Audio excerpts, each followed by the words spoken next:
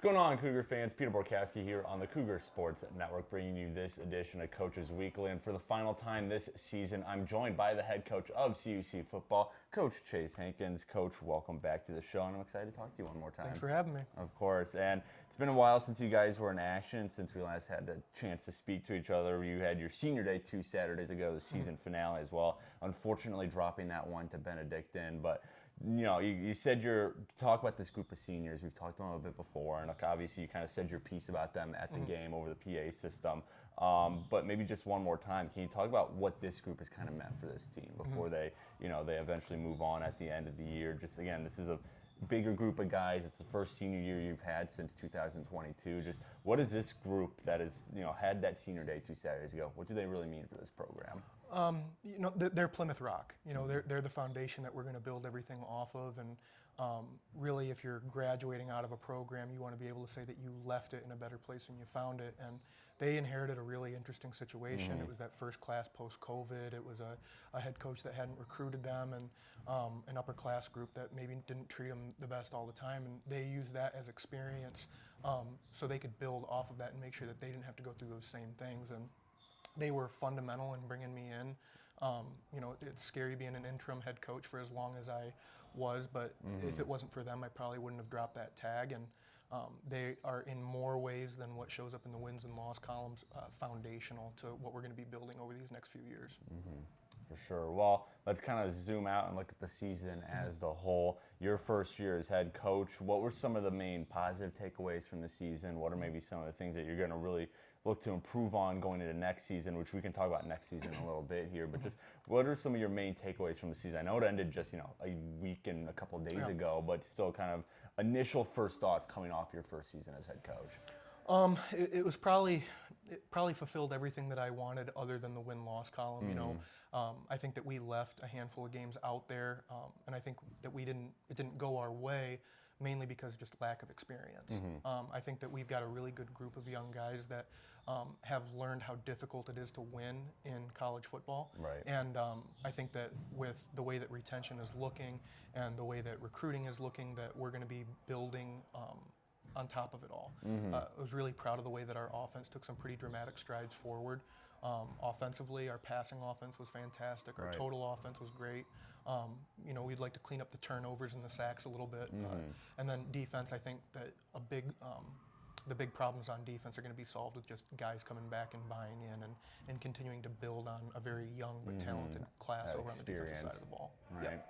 Well, and then as for you yourself, again, first year as head coach, like you said, you dropped the interim tag. I mean, kind of talk about your journey from the beginning of the season for your first year as head coach to where you are now afterwards. I mean, again, you still have a long way to go on your coaching journey, but maybe what are some of the things that you personally, learned about yourself, learned about coaching, whatever it was over this last year, this last season? Yeah. One year down, hopefully 49 to go. And in a lot of ways, I think that it was kind of trial by fire in a lot of ways where, just managing a staff and managing guys' class loads and just seeing how big of a job being a head coach is. I think that it kind of gave me a wider pot to grow in.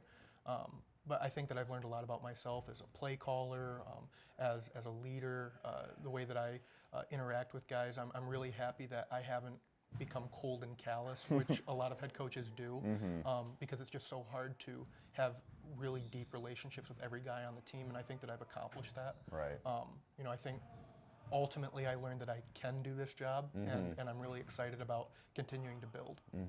Well, let's talk about continuing to build a little bit. Can you kind of give us just maybe a sneak peek into what you want 2025 to look like? Again, I know it's a long way off. We just finished this past season, but I mean, what are kind of some of the priorities going into next fall, and what is ideally for you, what does that next fall look like? Well, first off, how we get there is we got to get older faster. We've got a lot of guys that are freshmen that are transitioning into sophomores, a lot of sophomores transitioning into juniors. They're going to be put in situations where they got to be leaders fast. So that's going to be a big challenge for us. But that's what the whole offseason is for, where I think we've got the right guys in place. And that's going to lead to this program being a complete 180 of itself right now, where I think that we have the possibility to exponentially grow. We took some steps in a lot of different areas. It didn't show up in the win-loss column necessarily. But those things are going to continue to build on top of each other to the point where we're going to explode and have a really good season next year, whatever that may mean.